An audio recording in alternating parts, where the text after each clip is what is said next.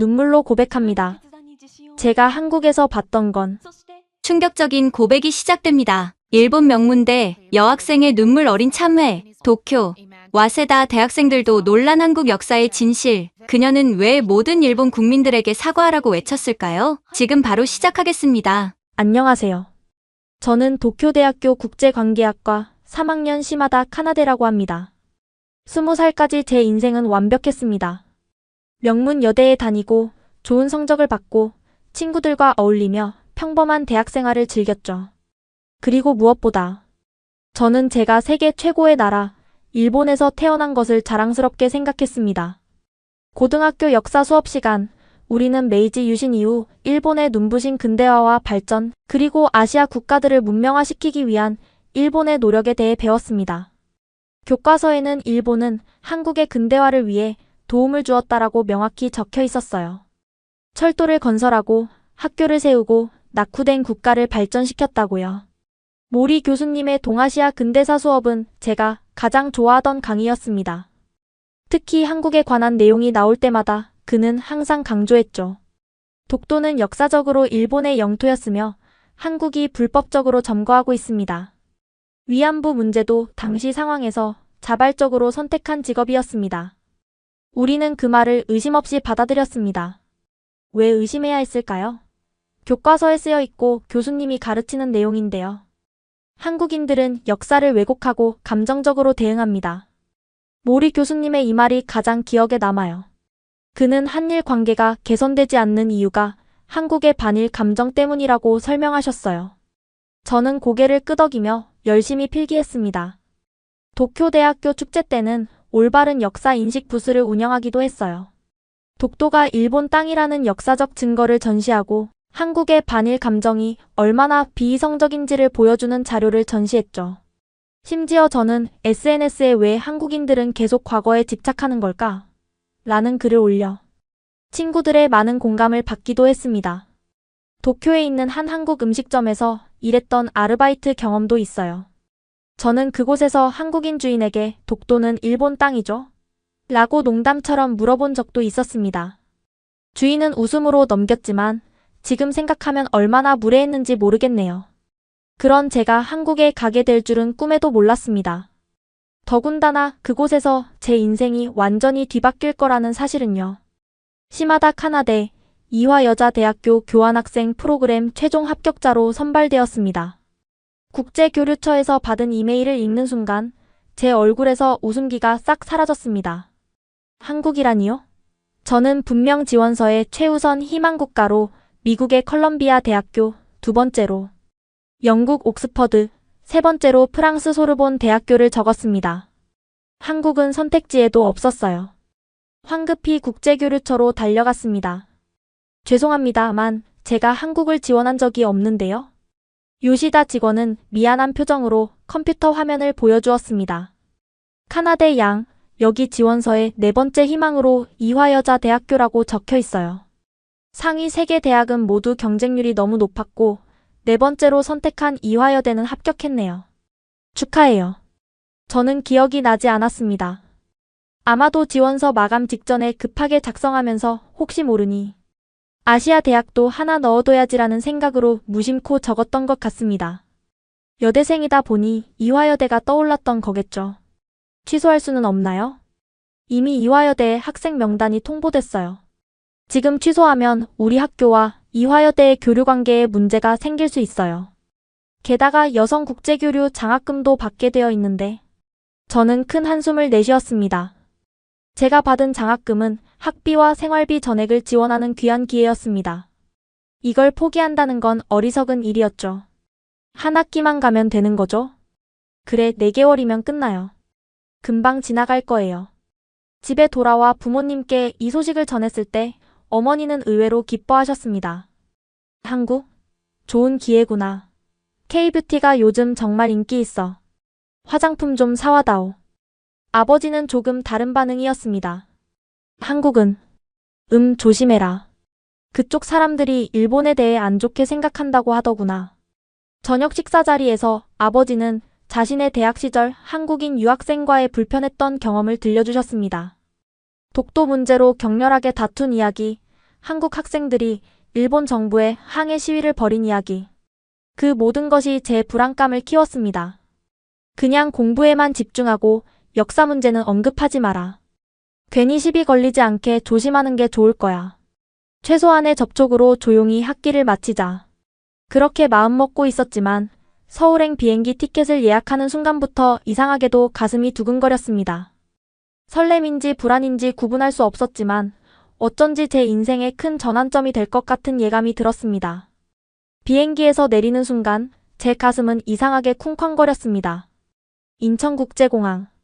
일본과 불과 2시간 거리지만 저에게는 마치 다른 행성에 도착한 것 같은 기분이었습니다. 적국에 들어왔다. 그런 생각을 하자마자 스스로가 부끄러워졌습니다. 한국은 적국이 아니잖아요. 그냥 이웃나라일 뿐인데 그동안 제 머릿속에는 어떤 선입견이 자리 잡고 있었던 걸까요? 입국 심사대에 서서 기다리는 동안 저는 주변을 유심히 살펴봤습니다. 공항은 깨끗하고 현대적인 모습이었습니다. 사실 나리타 공항과 비교해도 전혀 뒤처지지 않았죠. 오히려 더 세련된 느낌마저 들었습니다. 여권 주세요. 한국어로 말하는 입국 심사관에게 여권을 건넸습니다.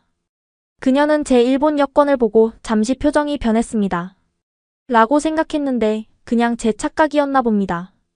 그녀는 미소를 지으며 영어로 물었습니다. 방문 목적이 뭔가요? 교환학생입니다. 이화여자대학교에서 한 학기 공부할 예정입니다. 그녀는 고개를 끄덕이더니 도장을 쿵 찍고 여권을 돌려주었습니다. 환영합니다. 좋은 시간 보내세요. 예상과 달리 아무런 적대감도 느껴지지 않았습니다. 오히려 친절했죠. 수화물을 찾아 출구로 향하면서 저는 공항에 붙어있는 한글 안내판들을 바라봤습니다. 이상하게 생긴 문자들. 하지만 그 아래에는 친절하게 영어와 일본어, 중국어 번역까지 붙어 있었습니다. 이화여대에서 보낸 환영팀 학생이 제 이름이 적힌 팻말을 들고 서 있었습니다. 김민지라는 학생이었습니다. 그녀는 밝은 표정으로 제게 다가왔습니다. 시마다 카나데시죠? 안녕하세요. 이화여대 국제교류 도우미 김민지입니다. 일본어로 인사할게요. 곤니치와. 그녀의 일본어 발음은 조금 어색했지만 노력하는 모습이 보였습니다. 제가 한국어를 전혀 모른다는 점을 고려해 영어로 대화를 이어갔습니다. 캠퍼스까지는 약 40분 정도 걸립니다. 피곤하시면 주무실 수도 있어요. 민지의 차를 타고 서울로 향했습니다. 창밖으로 보이는 도시의 모습은 제 상상과 완전히 달랐습니다. 높이 솟은 현대적인 빌딩들, 복잡하게 얽힌 고가도로, 깔끔한 거리. 마치 도쿄와 비슷하면서도 또 다른 느낌이었습니다. 서울이 생각보다 발전했네요. 그 말을 무심코 내뱉은 후에야 그것이 얼마나 신뢰가 될 수 있는지 깨달았습니다. 하지만 민지는 웃으며 대답했습니다. 많은 일본 분들이 그렇게 말씀하세요. 하지만 서울은 오랫동안 아시아의 주요 도시였어요. 다만 우리가 겪었던 역사적 어려움들이 있었죠. 그녀의 말에서 뭔가 복잡한 감정이 느껴졌지만 더 이상 그 주제를 파고들고 싶지 않았습니다. 저는 피곤한 척 눈을 감았고 이화여대 기숙사에 도착할 때까지 침묵을 지켰습니다. 캠퍼스에 들어서자 아름다운 건물들과 나무들이 눈에 들어왔습니다. 특히 메인 건물은 웅장하고 품격 있는 모습이었습니다. 한국의 대학이 이렇게 아름다울 줄이야. 하는 생각이 들었지만 그 마음을 숨기며 무표정하게 민지를 따라갔습니다. 기숙사에 짐을 풀고 난 다음 날 제 첫 수업이 시작되었습니다. 국제학부 소속이라 모든 강의는 영어로 진행되었죠. 첫 시간은 동아시아 근현대사였습니다. 솔직히 말하면 이 수업은 제가 가장 피하고 싶었던 과목이었습니다. 아버지의 조언이 생각났지만 전공 필수 과목이라 어쩔 수 없었죠. 박지원 교수님은 50대 중반의 단정한 모습이었습니다. 한국인이지만 미국 컬럼비아 대학에서 박사 학위를 받았다고 자신을 소개했습니다. 첫 수업은 19세기 말부터 20세기 초 동아시아 정세에 대한 개괄이었습니다. 오늘은 일본의 제국주의 팽창과 한반도 식민지화 과정에 대해 살펴보겠습니다. 교수님의 말에 저는 긴장했습니다. 일본 학생인 제가 이 자리에 있다는 걸 알고 있을까요? 그는 제게 특별한 시선을 주지 않았지만 가슴이 두근거렸습니다. 1876년 강화도 조약부터 시작된 일본의 조선 침탈은 단계적이고 계획적이었습니다. 메이지 유신 이후 서구 열강을 모방해 제국주의 노선을 택한 일본은 교수님의 설명은 제가 일본에서 배웠던 내용과 완전히 달랐습니다. 일본 교과서에서는 조선의 개항을 도왔다고 표현했던 강화도 조약이 여기서는 불평등 조약을 강제했다고 설명되었습니다. 프로젝터에는 당시 조선인들의 생활상을 보여주는 흑백 사진들이 떠올랐습니다. 일제 헌병에게 매를 맞는 조선인, 강제 노동에 끌려가는 사람들, 일본어 사용을 강요받는 학교 아이들. 이런 사진들은 일본 교과서에서 한 번도 본 적이 없었습니다. 카나다시, 혹시 일본 교과서에서는 이런 내용을 어떻게 다루나요? 갑작스러운 질문에 저는 당황했습니다. 강의실의 모든 학생들이 저를 바라보고 있었습니다. 일본의 식민 통치가 한국의 근대화에 도움이 되었다고 배웁니다. 교실이 순간 조용해졌습니다. 몇몇 한국 학생들의 얼굴에 불만스러운 표정이 스쳤지만 교수님은 차분하게 반응했습니다. 흥미롭군요. 그것이 바로 역사인식의 차이입니다. 같은 사건도 어떤 관점에서 보느냐에 따라 전혀 다르게 해석될 수 있죠. 교수님은 이어서 일본 학계의 식민지 근대화론과 그에 대한 비판을 설명했습니다. 그리고 일제강점기 한국인들의 실제 생활과 저항운동에 대한 구체적인 자료들을 보여주었습니다. 저는 특히 3.1 운동에 관한 설명에 주목했습니다. 평화적인 만세 시위에 일본군이 총을 쏘고 칼을 휘두르는 장면의 사진들이 연달아 나왔습니다. 수업이 끝나고 교실을 나오는데 다리가 후들거렸습니다. 이건 단순한 관점 차이일까요? 아니면 제가 20년간 왜곡된 역사를 배워왔던 걸까요? 갑자기 머릿속이 복잡해졌습니다. 일본에서 배운 내용이 사실이라면 왜 이렇게 상세한 자료와 증언들이 여기 존재하는 걸까요? 복도에 서서 창밖을 내다보는데 박 교수님이 다가왔습니다. 카나다 양 첫 수업 어땠나요? 너무 당황스러웠다면 미안합니다. 아니요. 그냥 많이 다르네요. 제가 배운 것과는. 교수님은 미소를 지었습니다. 역사는 종종 승자의 시각에서 쓰여집니다. 하지만 진실은 항상 다양한 목소리를 통해 드러나죠. 다음 수업에서는 유관순 열사와 독립운동가들의 이야기를 다룰 예정이에요. 언제든 질문이 있으면 찾아오세요. 그날 저녁 기숙사 방에 돌아왔을 때 드디어 제 룸메이트를 제대로 만났습니다. 공항에서 저를 맞이해준 그 학생 김민지였습니다. 세상이 참 좁다고 느꼈습니다. 카나데 씨 어때요? 첫날 수업은 괜찮았어요? 민지는 책상에서 공부하다가 고개를 들더니 밝게 웃었습니다. 그녀의 친절함이 오히려 불편하게 느껴졌습니다. 아침의 충격적인 수업 내용과 그녀의 밝은 태도 사이에서 혼란스러웠습니다. 그녀는 정말로 일본인인 저를 싫어하지 않는 걸까요? 그냥 괜찮았어요. 어떤 수업 들으셨어요? 동아시아 근현대사. 민지의 표정이 잠시 굳어졌습니다. 그녀도 알고 있었을까요? 제가 그 수업에서 얼마나 불편했을지? 박지원 교수님 수업이군요. 조금 강경한 분이긴 하지만 학문적으로는 정말 뛰어나신 분이에요. 저는 대답 대신 고개만 끄덕였습니다. 침대에 앉아 가방에서 책을 꺼내며 대화를 피하려 했습니다. 저녁 먹었어요? 학생 식당 메뉴가 오늘 꽤 괜찮았는데. 아직이요. 나중에 혼자 먹을게요. 민지는 잠시 망설이더니 말했습니다. 괜찮다면 같이 먹을래요? 캠퍼스 근처에 맛있는 일본 라멘집이 있어요. 제가 자주 가는 곳인데. 일본 음식? 저는 놀라움을 감추지 못했습니다. 한국인이 일본 음식을 즐긴다고요? 일본 음식 좋아해요? 네, 특히 라멘. 작년에 도쿄 여행 갔을 때 이치란 라멘을 먹고 완전 팬이 됐어요. 서울에도 비슷한 맛집이 있거든요. 모든 한국인이 일본을 혐오한다는 제 선입견이 조금씩 흔들리는 것 같았습니다. 하지만 여전히 경계심은 남아있었습니다. 괜찮아요. 피곤해서 그냥 쉴래요. 민지의 얼굴에 실망감이 스쳤지만 곧 이해한다는 듯 미소를 지었습니다. 그럼 방에서 간단히 먹을래요? 컵라면 있는데. 일본 니신 브랜드예요. 그녀가 건넨 컵라면을 받아들며 저는 혼란스러웠습니다. 왜 이렇게 친절한 걸까요? 역사 수업에서 들은 내용을 생각하면 그녀가 저를 경계하거나 심지어 미워해도 이상하지 않을 텐데. 물을 끓여 컵라면을 준비하는 동안 민지는 자연스럽게 이야기를 이어갔습니다. 카나데 씨, 이번 주 토요일에 우리 동아리에서 서대문 형무소를 방문하는데 혹시 관심 있어요? 근현대사 수업 듣는다면 한번 가볼 만한 곳이에요. 서대문 형무소요? 네, 일제시대 때 독립운동가들이 수감되었던 곳이에요. 특히 유관순 열사에 관한 전시가 인상적이에요. 저는 목이 메었습니다. 유관순이라는 이름은 처음 들었지만 분명 일본에 대한 안 좋은 역사가 가득한 곳일 텐데 왜 저를 초대하는 걸까요? 민지의 서대문 형무소 방문 제안을 뒤로하고 다음 날 저는 조용히 혼자만의 시간을 갖기로 했어요. 독서실에서 조용히 공부하려던 계획은 중앙도서관 앞 광장에서 벌어진 행사 때문에 흐트러졌습니다. 독도는 우리 땅 마이너스 역사적 진실과 증거 전시회. 커다란 현수막이 바람에 흔들리고 있었고 수십 명의 학생들이 전시부스를 둘러싸고 있었어요. 저는 발걸음을 멈췄습니다.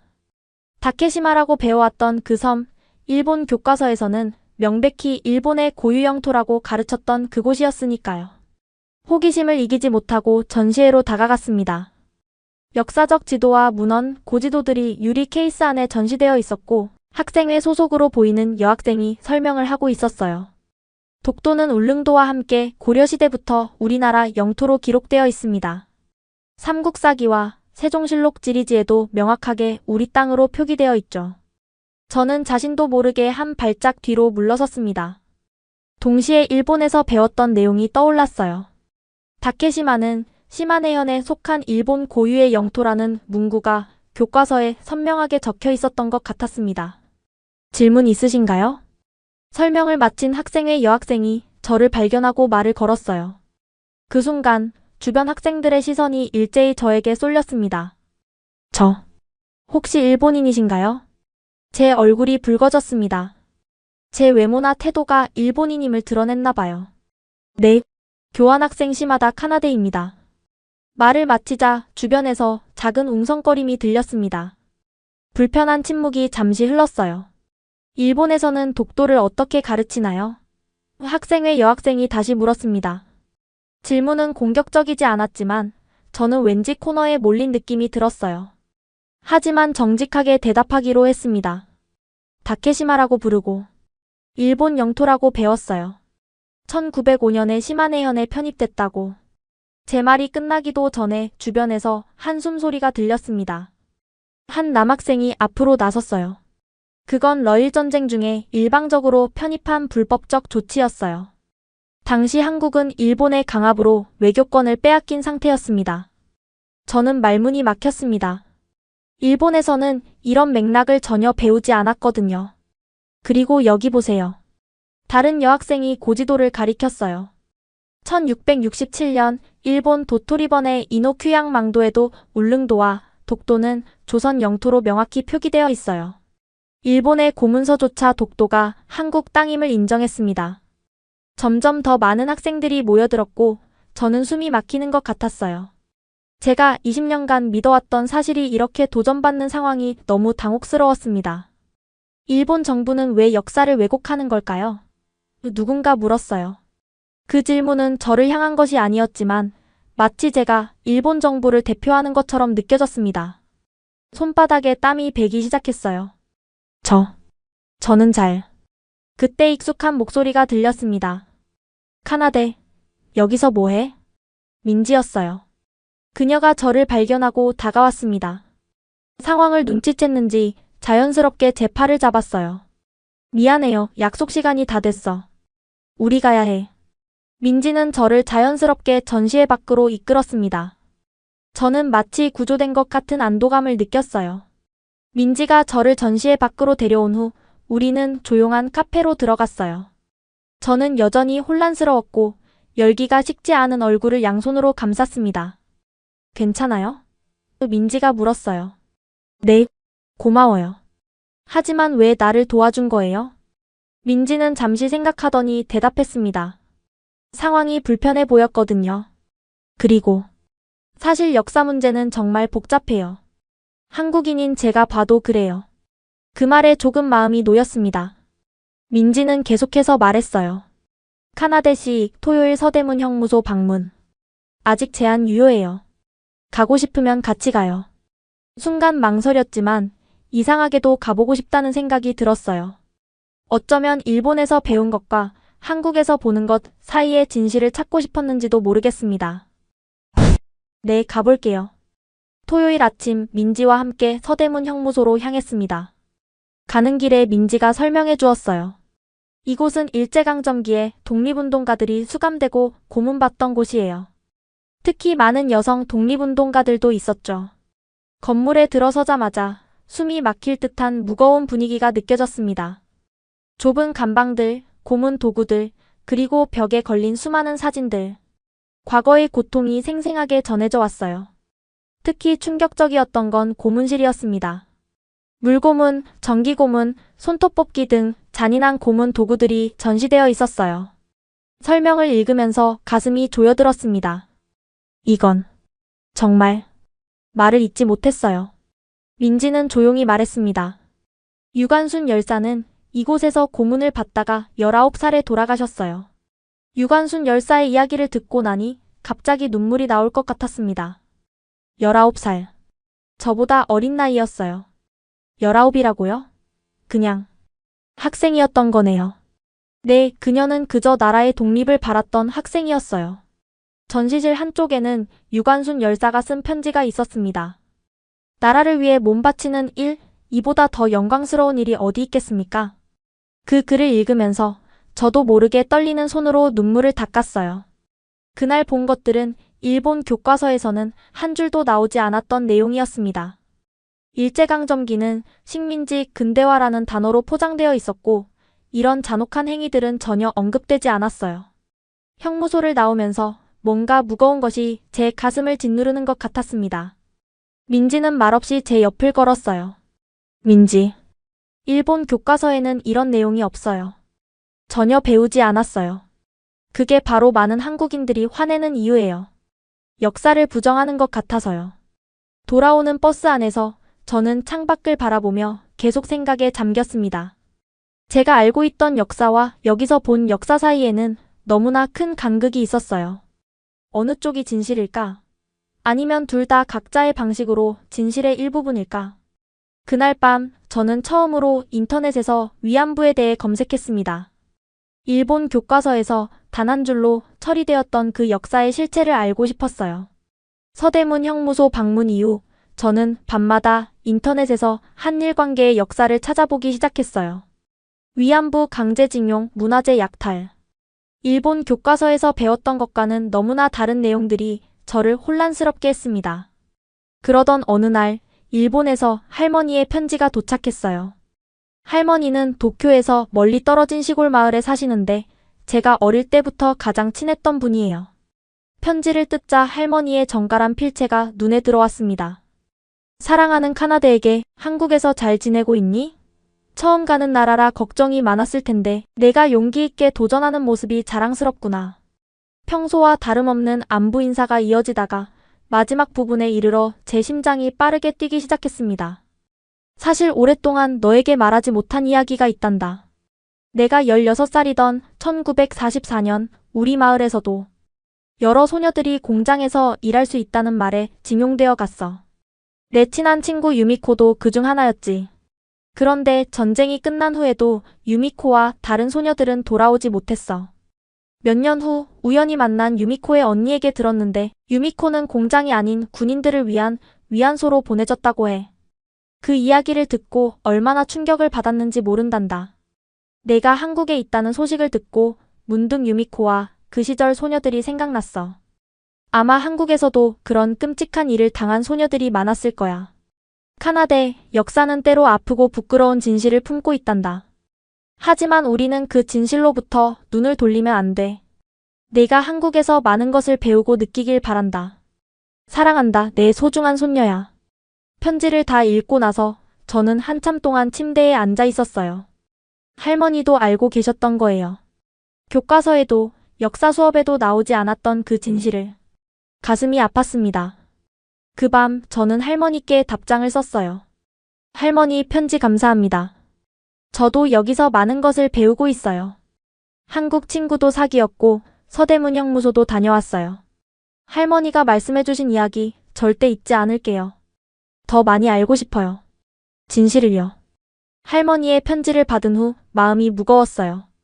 밤늦게까지 잠을 이루지 못하고 침대에 누워 있었죠. 창밖으로 보이는 서울의 야경이 낯설게 느껴졌습니다. 아직 안 자요? 기숙사 방 반대편에서 민지의 목소리가 들렸어요. 그녀도 잠들지 못한 모양이었죠. 네, 생각할 게 많아서요. 무슨 고민 있어요? 말해도 괜찮다면. 잠시 망설였지만 누군가와 이야기를 나누고 싶었어요. 할머니께 편지를 받았어요. 할머니 친구가 위안부로 끌려갔다고. 방 안이 갑자기 조용해졌습니다. 민지의 침대에서 이불 스치는 소리가 들리더니 그녀가 제 침대 옆으로 다가왔어요. 그랬군요. 많이 힘들겠네요. 일본에서는 이런 이야기를 거의 못 들어요.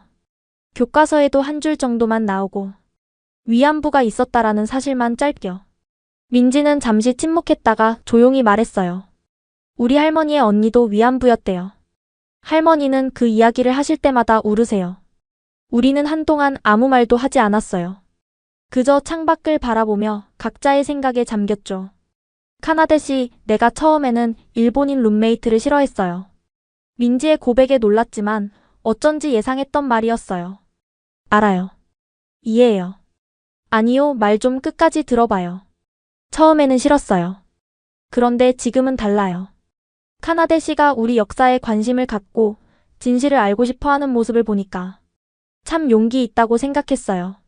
민지의 말에 가슴이 따뜻해졌어요. 사실 저도 혼란스러워요. 일본에서 배운 것과 여기서 보는 것이 너무 달라서 어느 쪽이 진실인지 아마 절대적인 진실은 없을 거예요. 양쪽 다 자기 관점에서 본 역사니까. 하지만 중요한 건 서로의 아픔을 인정하고 공감하는 거 아닐까요? 민지의 말에 깊이 공감했어요. 그녀는 계속해서 말했습니다. 저희 역사 수업에서 좋아하는 문구가 있어요. 역사를 잊은 민족에게 미래는 없다. 하지만 저는 이렇게 덧붙이고 싶어요. 타인의 아픔을 공감하지 못하는 민족에게도 미래는 없다고요. 그날 밤 우리는 각자의 나라에서 배운 역사, 할머니 세대의 이야기, 그리고 우리가 바라는 미래에 대해 오랫동안 이야기를 나눴어요. 처음으로 민지를 진정한 친구처럼 느꼈습니다. 민지, 위안부 할머니들 만날 수 있는 곳이 있어요? 있어요. 나눔의 집이라고. 가보고 싶어요? 네, 가보고 싶어요. 다음 주 수요일 민지와 저는 경기도 광주에 위치한 나눔의 집으로 향했습니다. 버스를 타고 가는 내내 마음이 무거웠어요. 할머니들을 뵙게 된다는 생각에 긴장도 되고 어떤 말씀을 드려야 할지 걱정도 됐습니다. 괜찮아요. 할머니들은 화를 내는 분들이 아니에요. 일본 정부에는 분노하셔도 개인에게는 오히려 따뜻하세요. 민지의 말이 조금은 위안이 됐지만 여전히 불안했습니다. 일본인인 제가 그곳에 가도 되는 걸까요?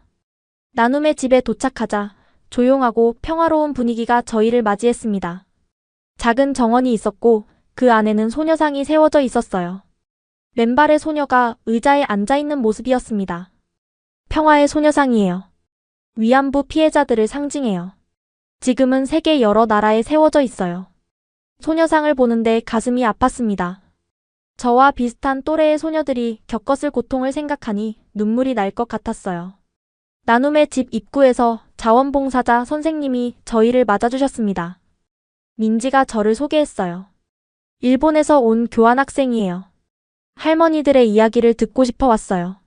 자원봉사자 선생님은 잠시 놀란 듯 했지만 곧 따뜻한 미소를 보여주셨습니다. 용기를 내서 와줘서 고마워요. 오늘은 김학순 할머니의 증언 영상을 보여드리고 이후에 이용수 할머니를 만나실 수 있어요. 먼저 작은 전시관에서 영상을 보았습니다. 1991년 8월 김학순 할머니가 최초로 위안부 피해 사실을 공개 증언하는 영상이었어요. 그 당시 67세였던 할머니는 떨리는 목소리로 자신의 경험을 이야기하셨습니다. 14살 때 속아서 끌려갔어요. 군인들이 줄을 서서 하루에 몇십 명씩. 할머니의 증언을 들으며 저는 참을 수 없는 충격을 느꼈습니다.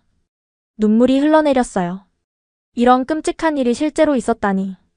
그것도 제 나라 사람들에 의해서. 영상 시청 후 저희는 이용수 할머니를 만났습니다. 90세가 넘으신 할머니는 여전히 맑은 정신으로 저희를 반겨주셨어요. 어서 와요. 일본에서 온 학생이구나. 할머니 앞에 앉았을 때 죄송하다는 말밖에 나오지 않았습니다. 할머니, 정말 죄송합니다. 할머니는 제 손을 따뜻하게 잡으셨습니다. 너는 사과할 필요 없어. 내가 한 일이 아니잖아. 하지만 진실을 알고 기억해주면 좋겠다. 이런 일이 다시는 일어나지 않도록. 할머니는 당신의 이야기를 들려주셨습니다.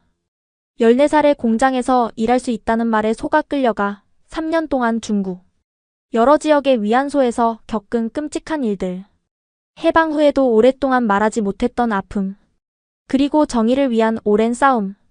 그날 나눔의 집을 나오면서 저는 완전히 다른 사람이 된 것 같았습니다. 할머니의 손을 잡았던 감각이 아직도 제 손에 남아있는 것 같았어요. 민지, 내가 할 수 있는 일이 있을까? 있어요. 진실을 기억하고 알리는 거예요. 위안부 할머니들을 만난 후 저는 깊은 혼란에 빠졌어요.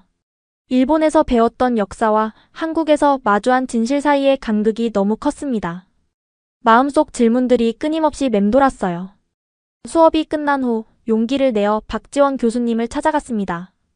교수님 연구실 문 앞에서 한참을 망설이다 조심스럽게 노크했어요. 들어오세요. 연구실은 책과 자료들로 가득했습니다. 벽면에는 역사적 사진들과 지도가 걸려 있었고 책상 위에는 논문들이 쌓여 있었어요. 아, 시마다 학생이군요. 무슨 일이죠? 교수님, 저 역사에 대해 이야기하고 싶어서요. 제 목소리가 떨렸어요. 교수님은 안경을 벗으시고 진지한 표정으로 저를 바라보셨습니다.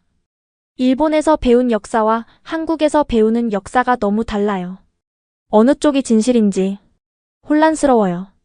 박지원 교수님은 잠시 생각에 잠기시더니 부드러운 목소리로 말씀하셨어요. 역사는 때로 관점에 따라 달라 보이기도 합니다. 하지만 증거와 사실은 명확하죠. 우리가 해야 할 일은 다양한 자료를 비교하고 객관적으로 판단하는 것입니다. 교수님은 책장에서 한 권의 책을 꺼내셨어요. 일본 역사학자가 쓴 일제강점기의 재조명이라는 책이었습니다. 이 책은 일본 학자가 쓴 것이지만 식민지배의 실상을 객관적으로 다루고 있어요. 역사 연구는 국적을 초월해야 합니다. 저는 조심스럽게 책을 받았어요. 교수님은 계속해서 말씀하셨습니다. 카나대 학생, 당신은 매우 용기 있는 일을 하고 있어요. 자신이 믿어왔던 것에 의문을 품고 진실을 찾아 나서는 것. 쉬운 일이 아니죠. 하지만 교수님, 일본으로 돌아가면 어떻게 해야 할지 모르겠어요. 주변 사람들은 이해하지 못할 거예요. 교수님은 잠시 침묵하시다가 말씀하셨어요. 역사적 진실을 마주하는 것은 고통스러울 수 있어요. 하지만 그것이 화해와 미래로 나아가는 첫걸음입니다. 일본과 한국 양국이 서로를 이해하고 존중할 때 비로소 진정한 평화가 올 거예요. 교수님의 말씀이 깊이 와닿았어요. 저는 책을 품에 안고 고개를 숙였습니다. 카나대 학생, 역사는 단순히 과거의 이야기가 아닙니다. 그것은 우리가 현재를 이해하고 미래를 만들어가는 데 필요한 지혜예요. 언제든 질문이 있으면 찾아오세요. 감사합니다, 교수님.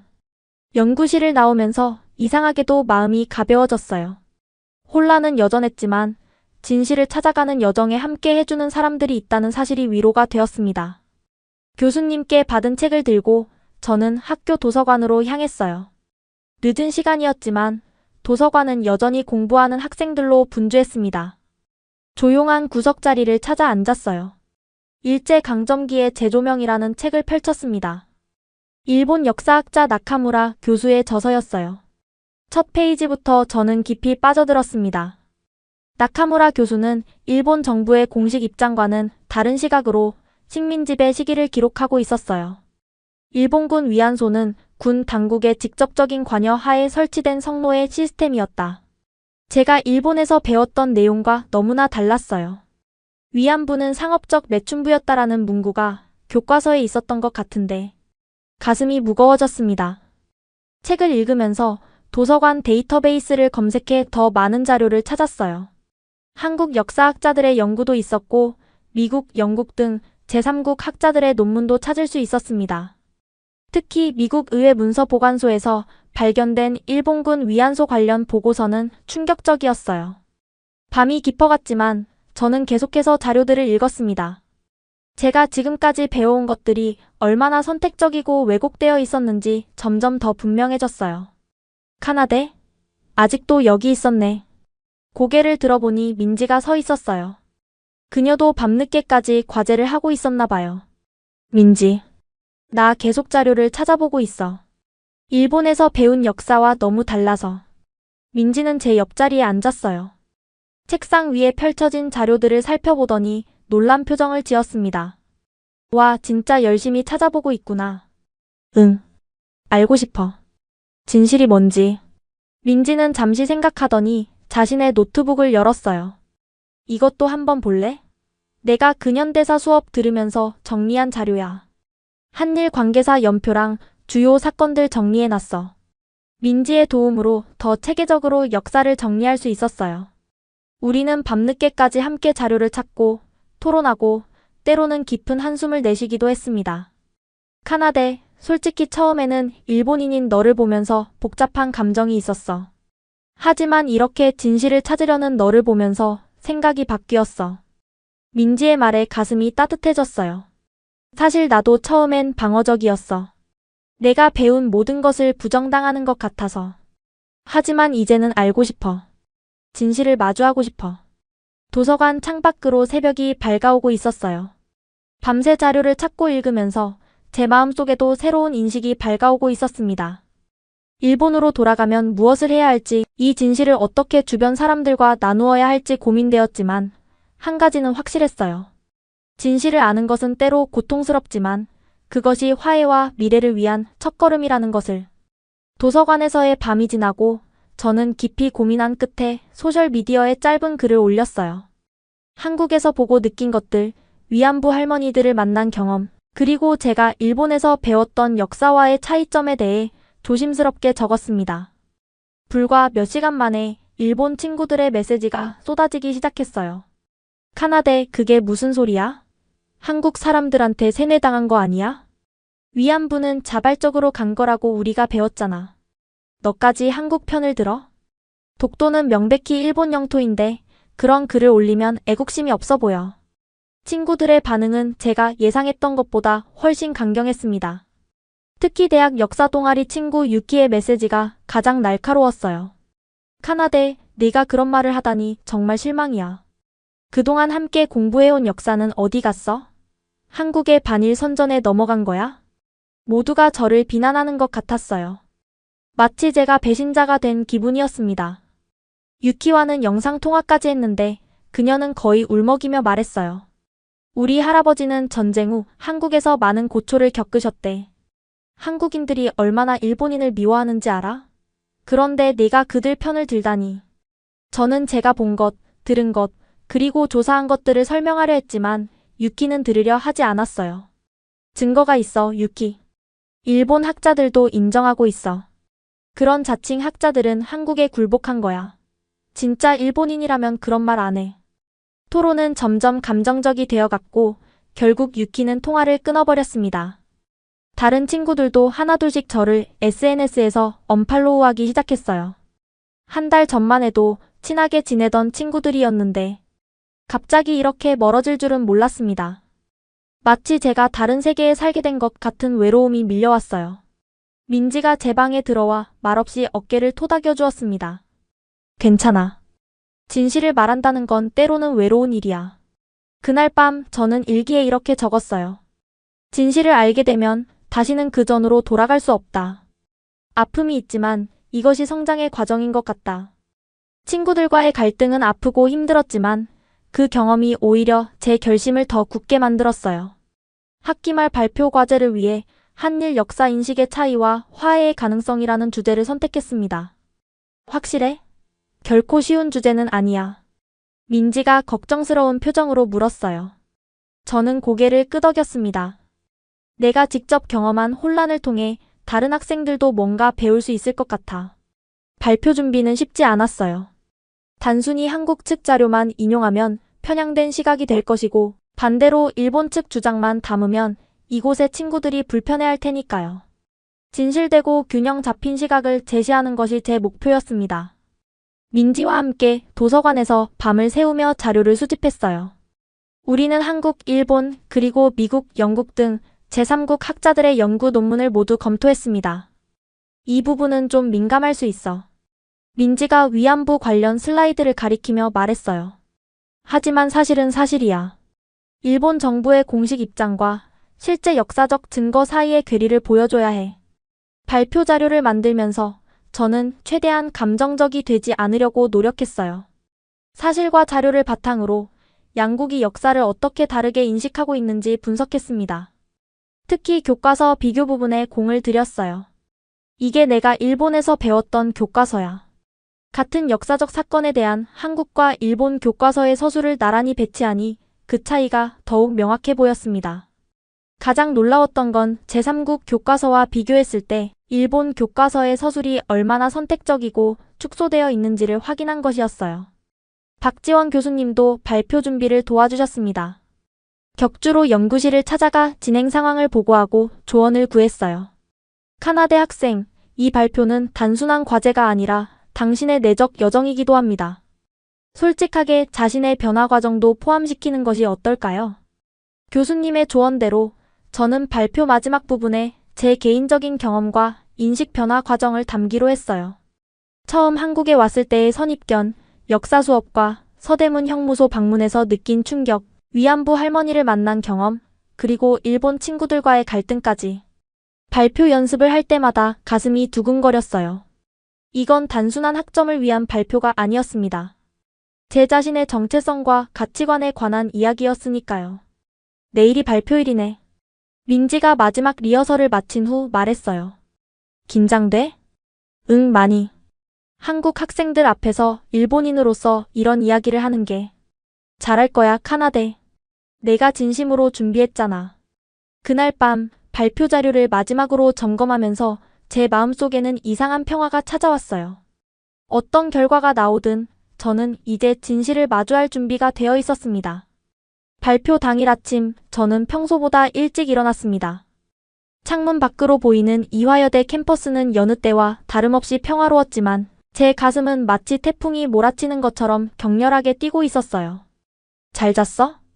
민지가 부엌에서 토스트를 준비하며 물었습니다. 그녀는 발표 당일에 제게 든든한 아침을 먹이겠다며 일찍 일어났더군요. 응. 그냥 그랬어. 1시간마다 깼던 것 같아. 저는 식탁에 앉으며 떨리는 손으로 물 한 잔을 들었습니다. 오늘은 학기 전체를 통틀어 가장 중요한 날이었어요. 단순한 학점을 위한 발표가 아니라 제 자신의 변화와 성장을 모두에게 보여주는 순간이었으니까요. 긴장 풀어. 너는 충분히 준비했어. 그냥 연습한 대로만 하면 돼. 민지의 말이 위로가 되었지만 수업 시간이 다가올수록 불안감은 커져갔습니다. 거울 앞에서 옷매무새를 여러 번 고치고 발표 자료를 3번이나 확인했어요. USB를 가방에 넣었다가 다시 꺼내 확인하기를 반복했습니다. 강의실에 도착했을 때 이미 많은 학생들이 자리에 앉아 있었어요. 박지원 교수님은 앞자리에서 학생들의 출석을 확인하고 계셨습니다. 저는 민지 옆자리에 앉으며 깊게 숨을 들이마셨어요. 오늘 발표자는 시마다 카나대 학생입니다. 한일 역사 인식의 차이와 화해의 가능성이라는 주제로 발표해주겠습니다. 교수님의 소개에 학생들이 일제히 제게 시선을 돌렸어요. 그 순간 제 다리는 마치 젤리처럼 흔들렸습니다. 앞으로 나아가는 걸음마다 심장이 더 크게 뛰었어요. 강단에 서서 노트북을 연결하는 동안 강의실 뒤쪽에서 작은 소란이 들렸습니다. 고개를 들어보니 뜻밖에도 이용수 할머니가 휠체어를 타고 들어오셨어요. 민지의 안내로 할머니가 강의실에 오신 것이었습니다. 그리고 더 놀라운 건 박지원 교수님의 일본인 동료인 야마다 교수님도 함께 계셨다는 거예요.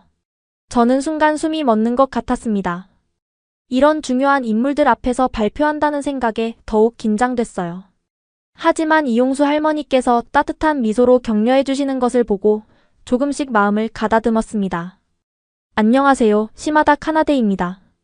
일본 도쿄대학교에서 온 교환학생입니다.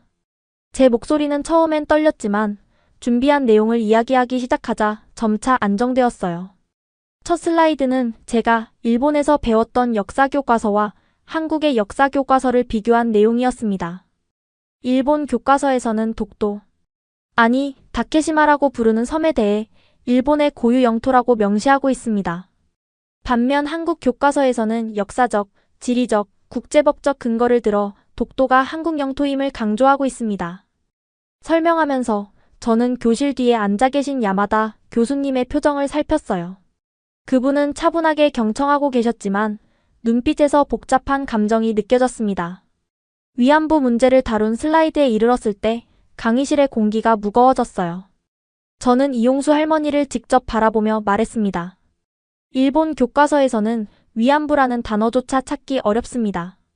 그러나 수많은 증언과 문서들이 이 역사적 사실을 증명하고 있습니다. 제가 직접 만난 위안부 피해 할머니의 증언은 교과서에 누락된 부분을 생생하게 채워주었습니다. 말을 이어가면서 제 눈에 눈물이 고였어요. 하지만 이건 약함의 표시가 아니라 역사적 진실을 마주한 한 인간의 진심이었습니다. 발표가 중반에 접어들자 학생들의 반응이 달라지기 시작했어요. 처음에는 약간 경계하는 듯한 표정이었지만 점차 진지하게 경청하는 모습으로 바뀌었습니다. 특히 제가 개인적인 인식 변화 과정을 이야기할 때는 많은 학생들이 공감의 눈빛을 보냈어요.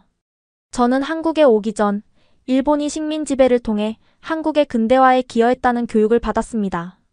그러나 서대문 형무소와 독립기념관을 방문하면서 일제강점기가 한국인들에게 얼마나 고통스러운 시간이었는지 깊이 이해하게 되었습니다. 슬라이드를 넘기며 저는 일본과 한국 양국의 주장을 객관적으로 분석하고 제3국 연구자들의 시각도 소개했어요. 편향되지 않은 시각을 유지하려고 노력했지만 진실을 말하는 데는 주저하지 않았습니다. 역사는 승자에 의해 쓰이지만 역사 교육은 진실을 바탕으로 이루어져야 합니다. 부끄러운 과거를 숨기는 것이 아니라 그것을 인정하고 반성할 때 진정한 화해가 가능하다고 생각합니다. 발표를 마무리하며 저는 처음 계획하지 않았던 말을 덧붙였습니다. 저는 일본인으로서 역사적 진실을 왜곡하고 은폐한 것에 대해 깊이 사과드립니다. 개인적으로 앞으로 양국의 화해와 이해를 위해 노력하겠습니다. 발표가 끝났을 때 강의실에는 잠시 침묵이 흘렀습니다. 그리고 한 학생이 천천히 박수를 치기 시작했고 이내 모든 학생들이 따라서 박수를 쳤어요. 민지는 눈물을 글썽이며 미소 짓고 있었습니다. 질의응답 시간에 다양한 질문이 쏟아졌어요. 예상대로 날카로운 비판도 있었습니다. 일본 정부가 역사적 진실을 인정하고 사과할 가능성이 있다고 정말 생각하나요? 이런 질문에도 저는 솔직하게 대답했습니다. 쉽지 않을 것입니다. 하지만 저와 같이 진실을 알게 된 일본 청년들이 늘어난다면 언젠가는 변화가 올 수 있다고 믿습니다. 가장 감동적인 순간은 이용수 할머니께서 손을 들어 말씀하셨을 때였어요. 카나대 학생, 너 같은 젊은이를 보니 우리의 이야기가 헛되지 않았구나 싶어. 고맙다. 할머니의 말씀에 강의실 전체가 숙연해졌고 저는 더 이상 감정을 억누르지 못하고 눈물을 흘렸습니다. 수업이 끝난 후 야마다 교수님이 다가와 말씀하셨어요. 카나대 학생, 용기 있는 발표였습니다. 불편한 진실을 마주하는 것은 쉽지 않지만 그것이 학문의 시작입니다. 도쿄로 돌아가면 꼭 연락해주세요. 함께 할 수 있는 일이 있을 겁니다. 그날 밤 기숙사로 돌아오는 길에 민지가 내 어깨를 토닥였습니다. 정말 대단했어, 카나대. 오늘 너는 진정한 다리를 놓았어. 저는 하늘을 올려다보며 생각했어요. 이제 저는 과거와 다른 사람이 되었습니다. 더 이상 교과서에 적힌 대로만 믿는 학생이 아니라 진실을 찾아 나서는 연구자로서의 첫걸음을 내디딘 것 같았습니다. 발표 이후 남은 한 달의 교환학생 기간은 믿을 수 없을 정도로 빨리 지나갔습니다. 학기 말 시험과 과제를 마치고 어느덧 짐을 싸는 날이 찾아왔어요. 정말 떠나는 거야? 민지가 침대 위에 놓인 제 캐리어를 바라보며 물었습니다. 그녀의 눈에는 이별의 아쉬움이 가득했어요. 응. 그동안 고마웠어, 민지야. 네가 없었다면 이런 변화를 경험하지 못했을 거야. 룸메이트였던 민지는 이제 그저 한국인 친구가 아니라 제 인생의 중요한 멘토이자 동반자가 되었어요. 그녀와 함께한 모든 순간이 저를 조금씩 변화시켰습니다. 우리 약속하자. 내년에 내가 일본으로 교환학생 갈 때 도쿄 구경 시켜줄 거지? 민지의 말에 저는 웃으며 고개를 끄덕였습니다. 한국에 왔을 때와 달리 이제는 기대감이 가득했어요. 민지를 일본에서 맞이하고 진짜 일본의 모습을 보여줄 수 있기를 기대했습니다. 떠나기 전날 밤 박지원 교수님과 수업을 함께 들었던 학생들이 작은 송별회를 열어주었어요. 이화여대 근처 한식당에서 삼겹살과 소주를 마시며 지난 학기를 회상했습니다. 카나다에 처음 왔을 때랑 많이 달라졌어. 수업 동기 중 하나인 지은이가 말했어요. 그래? 어떻게? 처음엔 항상 방어적이었잖아. 그런데 이제는 더 열린 것 같아. 눈빛이 달라졌어. 그 말을 들으며 저는 제 자신이 얼마나 변했는지 다시 한번 실감했습니다. 한국에 올 때만 해도 일본인이라는 정체성에 강하게 사로잡혀 있었지만 이제는 단순한 국적을 넘어 보편적 인간으로서 역사와 진실을 바라볼 수 있게 되었어요. 인천공항으로 향하는 리무진 버스 안에서 창밖으로 지나가는 서울의 풍경을 바라봤습니다. 처음 이 도시에 도착했을 때는 모든 것이 낯설고 불편했는데 이제는 이상하게도 떠나기 아쉬운 마음이 컸어요. 다음에 오면 꼭 남산타워도 가봐야겠다. 스스로에게 약속하듯 중얼거렸습니다.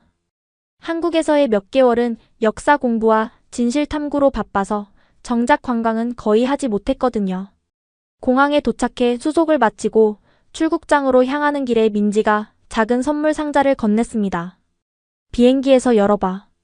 너무 한국적인 거라 일본 세관에서 막을지도 몰라. 그녀의 장난스러운 말에 웃었지만 곧 진지한 표정으로 바뀌었어요. 정말 고마워 민지야. 너는 내 인생에서 정말 중요한 친구가 됐어. 우리는 마지막으로 꼭 안았습니다. 그리고 출국장으로 향하는 제 발걸음은 묘하게도 처음 한국에 도착했을 때보다 더 무거웠어요. 비행기 안에서 민지의 선물을 열어보았습니다. 안에는 작은 위안부 평화의 소녀상 미니어처와 함께 손글씨로 쓴 편지가 들어있었어요. 카나다에게 용기 있는 친구에게 내가 한국에서 배우고 느낀 모든 것을 잊지 말아줘. 언젠가 우리 두 나라가 진정으로 화해할 수 있는 날이 올 거야. 그날이 올 때까지 우리는 계속해서 진실을 말해야 해.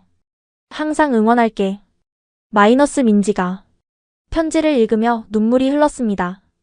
손가방에서 손수건을 꺼내 눈물을 닦았어요. 그때 시선이 손수건 끝에 자수된 글자에 닿았습니다. 유관순 열사 기념관. 서대문 형무소를 방문했을 때 기념품으로 샀던 손수건이었어요. 잊지 않을게. 창밖으로 점점 멀어지는 한국 땅을 바라보며 마음속으로 다짐했습니다. 몇 시간 후 도쿄 하네다 공항에 도착했습니다. 출구로 나오자 부모님이 반갑게 손을 흔들고 계셨어요. 엄마는 제 모습을 보자마자 달려와 꼭 안아주셨습니다. 우리 딸 많이 컸구나. 아버지는 여전히 약간 어색한 표정이었지만 짐을 받아들며 조용히 말씀하셨어요. 한국 생활은 어땠니? 그 질문에 어떻게 대답해야 할지 잠시 고민했습니다. 3개월 전 같았으면 그저 별거 없었어요 라고 대충 넘겼을 텐데 이제는 달랐어요. 많은 것을 배웠어요, 아버지. 집에 가서 천천히 이야기해도 될까요? 집으로 돌아가는 차 안에서 엄마는 계속해서 한국에서의 생활에 대해 물어보셨고 저는 음식과 대학 생활에 대한 이야기로 대답했습니다. 하지만 역사인식에 대한 이야기는 아직 꺼내지 않았어요. 그건 더 깊은 대화가 필요한 주제였으니까요. 집에 도착해 제 방에 들어서자 모든 것이 그대로였지만 왠지 달라 보였습니다. 벽에 걸린 일본 전통 그림, 책장에 가지런히 정리된 역사 교과서들. 특히 책장 맨 윗칸에 있는 고등학교 역사 교과서가 눈에 들어왔어요. 조심스럽게 그 교과서를 꺼내 펼쳐보았습니다.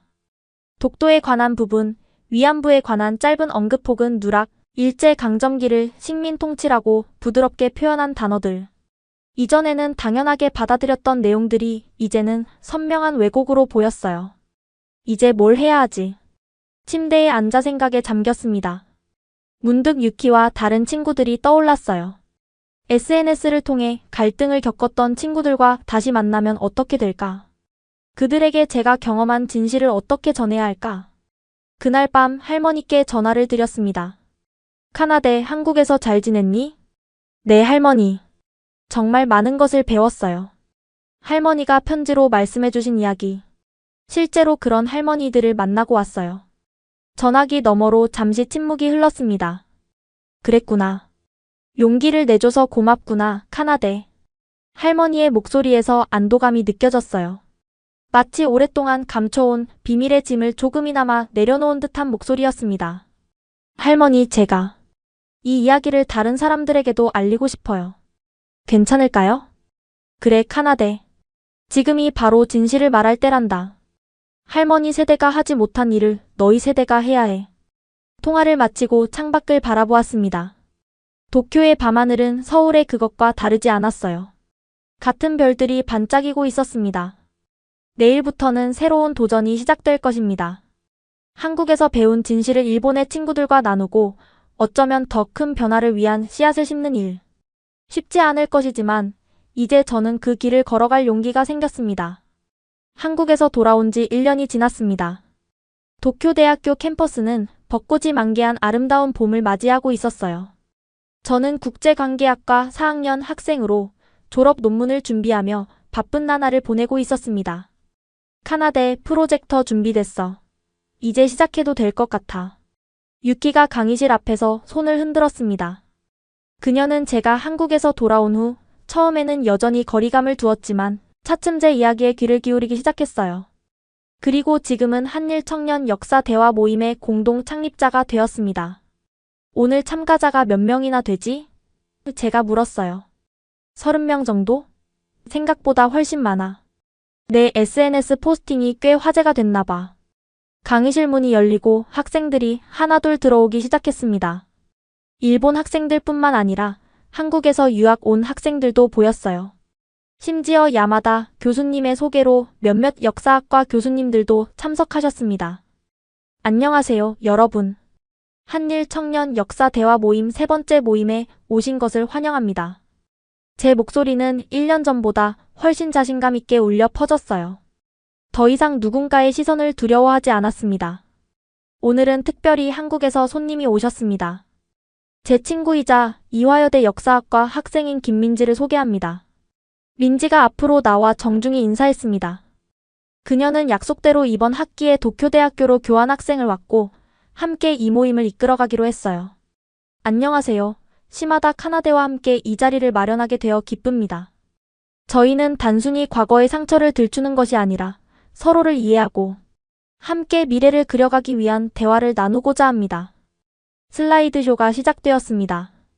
첫 화면에는 지난 겨울 우리가 함께 방문했던 야스쿠니 신사와 서대문 형무소 사진이 나란히 놓여 있었어요. 두 장소 모두 각국의 역사 인식이 뚜렷하게 드러나는 상징적인 공간이었습니다. 역사는 다양한 관점에서 바라볼 수 있습니다. 하지만 역사적 사실 자체는 변하지 않아요. 우리는 객관적 사실을 바탕으로 서로의 아픔을 이해하고 공감하는 법을 배워야 합니다. 발표를 진행하면서 저는 지난 1년간의 변화를 떠올렸습니다. 일본으로 돌아온 직후 친구들과 다시 관계를 맺는 과정은 쉽지 않았어요. 많은 친구들이 제가 한국에 세뇌당했다고 생각했고 일부는 아예 연락을 끊기도 했습니다. 하지만 포기하지 않고 대화를 이어갔어요. SNS에 한국에서의 경험과 역사적 자료를 꾸준히 공유했고 점차 관심을 보이는 친구들이 늘어났습니다. 특히 야마다 교수님의 도움으로 학내 세미나를 열게 되면서 더 많은 학생들에게 다가갈 수 있었어요. 지난 학기 저희는 위안부 문제에 관한 일본 교과서와 한국 교과서의 차이를 살펴봤습니다. 오늘은 강제징용에 대한 각국의 시각 차이를 알아보려고 합니다. 민지가 프레젠테이션의 다음 부분을 이어받았습니다. 그녀는 한국 측 자료를, 저는 일본 측 자료를 번갈아 소개하며 균형 잡힌 시각을 제시하려 노력했어요. 토론이 활발해지면서 한 일본 학생이 조심스럽게 질문했습니다. 저는 일본이 과거의 잘못을 사과해야 한다는 점에는 동의합니다. 하지만 언제까지 계속 사과해야 하나요? 이미 여러 번 사과했는데도 한국은 계속 더 많은 사과를 요구하는 것 같아요. 긴장된 분위기가 흐르는 가운데 민지가 차분하게 대답했습니다. 중요한 건 형식적인 사과의 횟수가 아니라 진정성과 실천이라고 생각해요. 예를 들어, 교과서에서 역사적 사실을 제대로 가르치고 피해자들에게 실질적인 보상이 이루어질 때 그 사과는 의미를 갖게 됩니다. 저도 덧붙였습니다. 독일과 유대인들의 관계를 생각해 보세요. 독일은 홀로코스트에 대해 명확히 인정하고 교육하고 기억하기 위해 노력합니다. 그것이 바로 진정한 사과의 모습이 아닐까요? 토론은 때로는 열정적으로, 때로는 감정적으로 이어졌지만 서로를 비난하기보다는 이해하려는 노력이 느껴졌어요. 이 시간의 모임이 끝날 무렵 야마다 교수님이 손을 들어 말씀하셨습니다. 저는 오늘 이 자리에서 희망을 봅니다. 카나데 학생과 민지 학생이 보여준 것처럼 젊은 세대가 바로 변화의 주역이 될 것입니다. 역사는 과거에 묶여있는 것이 아니라 미래를 위한 교훈이 되어야 합니다. 모임이 끝난 후 몇몇 학생들이 다가와 추가 질문을 하거나 다음 모임에 대해 물었습니다. 특히 한 1학년 학생은 진지한 표정으로 말했어요. 시마다 선배, 저도 한국에 교환학생으로 가보고 싶어요. 어떻게 준비해야 할까요? 그 질문에 미소가 지어졌습니다. 변화는 이미 시작되고 있었어요. 교실을 정리하고 나오면서 민지가 제 어깨를 톡톡 쳤습니다. 잘했어, 카나데. 오늘 분위기 정말 좋았어. 응, 생각보다 많은 사람들이 관심을 보이는 것 같아. 특히 1, 2학년 학생들이. 민지는 잠시 생각에 잠기더니 말했습니다. 내일 이용수 할머니께 전화드릴 거야. 혹시 다음 학기에 도쿄로 초청해서 증언 행사를 열면 어떨까? 그 제안은 도전적이었지만 동시에 큰 의미가 있을 것 같았어요. 한국에서의 경험을 떠올리며 저는 확신을 가지고 대답했습니다. 좋은 생각이야. 내가 야마다 교수님께 상의해 볼게. 아마 학교 측의 협조도 필요할 테니까. 캠퍼스를 걸어 나오며 우리는 앞으로의 계획을 나누었습니다. 한일 청년 교류 프로그램, 공동 역사 교재 제작, 그리고 양국의 고등학생들을 위한 역사 캠프까지. 꿈은 점점 커져갔어요. 석양이 물든 하늘을 바라보며 저는 문득 1년 전 서울의 하늘을 떠올렸습니다. 그때는 혼란과 갈등 속에 있었지만 지금은 명확한 목표와 신념을 가지고 있었어요. 카나데, 넌 정말 많이 변했어. 민지의 말에 저는 고개를 끄덕였습니다. 나도 그걸 느껴. 이제는 누군가 한국에 세뇌당했다고 해도 전혀 상처받지 않아. 오히려 자랑스럽게 느껴져. 내가 진실을 마주할 용기를 가졌다는 사실이. 도쿄 거리를 걸으며 우리는 여전히 많은 도전과 장애물이 있을 것임을 알고 있었습니다. 양국 간의 역사적 갈등은 하루아침에 해결될 수 없는 깊은 상처였으니까요. 하지만 그럼에도 불구하고 우리는 한 걸음씩 나아가고 있었습니다. 서로를 이해하는 것부터 시작하는 거야. 제가 말했습니다. 그래, 그리고 진실을 인정하는 용기. 민지가 덧붙였어요. 그날 밤 일기장에 몇 줄을 적었습니다. 오늘도 작은 변화를 만들었다. 한 사람씩, 한 마음씩 우리는 서로를 향해 다가가고 있다. 이것이 진정한 화해의 시작이 아닐까? 역사는 우리를 갈라놓을 수도 있지만 또한 우리를 연결해줄 수도 있다. 한국에서의 경험은 내 인생의 전환점이 되었다. 이제 나는 그 경험을 바탕으로 더 많은 사람들에게 다가가고 싶다. 진정한 화해를 꿈꾸며 오늘도 한 걸음 더 나아간다. 창밖으로 보이는 도쿄의 밤하늘에는 별들이 반짝이고 있었습니다. 같은 하늘 아래 서울에서도 누군가 이 별들을 바라보고 있을 거예요. 서로 다른 역사를 배웠지만 같은 미래를 꿈꾸는 우리들. 언젠가 진정한 화해의 날이 올 것이라고 믿으며 저는 내일을 위한 계획을 세우기 시작했습니다. 지금까지 시마다 카나데 씨의 사연이었습니다. 단순히 교환학생으로 한국에 왔다가 자신이 알던 역사와 마주한 진실 사이에서 갈등하며 성장한 한 일본 여대생의 이야기였습니다. 우리가 배우는 역사는 때로는 불완전할 수 있고 진실을 마주하는 것은 쉽지 않은 일입니다. 하지만 카나데 씨처럼 용기를 내어 편견을 넘어서면 진정한 이해와 화해의 길이 열릴 수 있다는 희망의 메시지를 전해주었습니다. 여러분도 인생에서 기존의 생각이 완전히 바뀌었던 순간이 있으셨나요? 그 경험이 여러분을 어떻게 변화시켰나요? 댓글로 여러분의 이야기를 나눠주세요. 다음 이야기도 기대해주세요. 좋아요와 구독 한 번씩 눌러주시면 더 좋은 감동 사연으로 찾아뵙겠습니다. 감사합니다. 지금까지 코리아 원더풀이었습니다. 감사합니다.